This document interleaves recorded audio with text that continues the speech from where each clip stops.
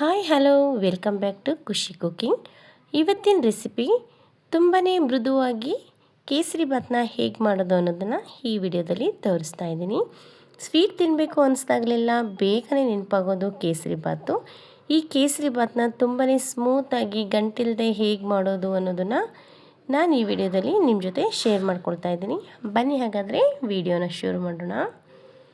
ಮೊದಲಿಗೆ 3 ಸ್ಪೂನ್ ತುಪ್ಪ ತೊಗೊಂಡಿದ್ದೀನಿ ಮತ್ತು 3 ಸ್ಪೂನ್ ಎಣ್ಣೆ ತೊಗೊಂಡಿದ್ದೀನಿ. ಎಣ್ಣೆ ತುಪ್ಪನ ಸರಿಯಾದ ಪ್ರಮಾಣದಲ್ಲಿ ತೊಗೊಳ್ಬೇಕು. ಈ ಎಣ್ಣೆ ತುಪ್ಪ ಎರಡು ಕಾದ್ಮೇಲೆ ಇದರಲ್ಲಿ ಅರ್ಧದಷ್ಟು ಒಂದು ಬೌಲಲ್ಲಿ ತೆಗೆದಿಟ್ಕೊಳ್ಳೋಣ.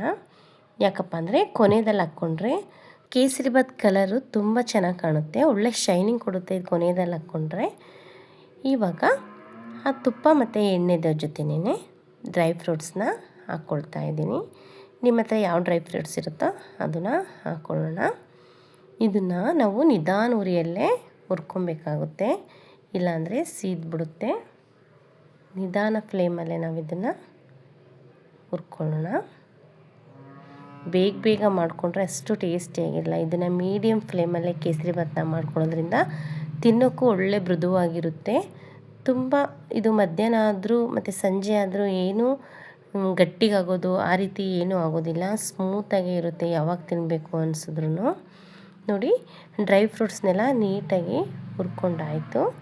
ಇವಾಗ ಈ ಕಪ್ಪಲ್ಲಿ 1 ಕಪ್ಪು ನಾನು ಚಿರೋಟಿ ರವೆ ತಗೊಂಡಿದ್ದೀನಿ.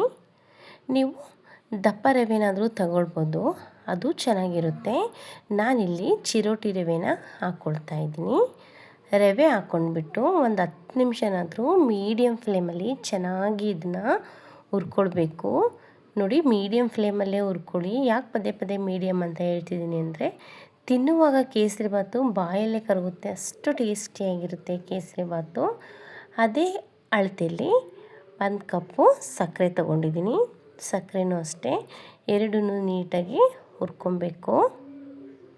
ನೋಡಿ, ಸಕ್ಕರೆ ರವೆ ಎಲ್ಲ ಕಲರ್ ಚೇಂಜ್ ಆಗ್ತಿದೆ. ಇವಾಗ ಫುಡ್ ಕಲರ್ನ ಆ್ಯಡ್ ಮಾಡ್ಕೊಳ್ತಾ ಇದ್ದೀನಿ. ಇವಾಗ ಮತ್ತೆ ಒಂದು ಸಲ ಚೆನ್ನಾಗಿ ಮಿಕ್ಸ್ ಮಾಡ್ಕೊಳ್ಳೋಣ. ಇದು ಮಿಕ್ಸ್ ಆಗೋಷ್ಟೊಳಗೆ ನಾನಿಲ್ಲಿ ನೀರು ಕುದಿಯೋದಕ್ಕೆ ಇಟ್ಕೊಂಡಿದ್ದೆ. ನಾವು ಎಷ್ಟು ತೊಗೊಂಡಿರ್ತೀವೋ ಆ ಕಪ್ಪಲ್ಲಿ 2.5 ಕಪ್ಪಷ್ಟು ಹಾಕ್ಕೊಳ್ಬೇಕು. ನೀರು ಹಾಕ್ಕೊಂಡ್ರೆ ಕೇಸರಿ ಭಾತು ಪರ್ಫೆಕ್ಟಾಗಿ ಬರುತ್ತೆ ಅಂತ. ನೋಡಿ, ನೀರು ಹಾಕ್ಕೊಂಡ್ಬಿಟ್ಟು ಚೆನ್ನಾಗಿ ಇದನ್ನು ಮಿಕ್ಸ್ ಮಾಡ್ಕೊಳ್ತಾ ಹೋಗಬೇಕು. ಒಂದು 5ರಿಂದ 6 ನಿಮಿಷನಾದರೂ ಇದನ್ನು ಚೆನ್ನಾಗಿ ಮಿಕ್ಸ್ ಮಾಡ್ಕೊಂಡ್ರೆ ಗಟ್ಟಿ ಆಗ್ತಾ ಬರುತ್ತೆ. ಆಗ ಏಲಕ್ಕಿ ಪುಡಿ ಹಾಕ್ಕೊಳ್ಬೇಕು. ಇವಾಗ ಮತ್ತೆ ಒಂದು ಸಲ ಚೆನ್ನಾಗಿ ಮಿಕ್ಸ್ ಮಾಡ್ಕೊಳ್ಳೋಣ ಏಲಕ್ಕಿ ಪೌಡರ್ ಹಾಕ್ಕೊಂಡು.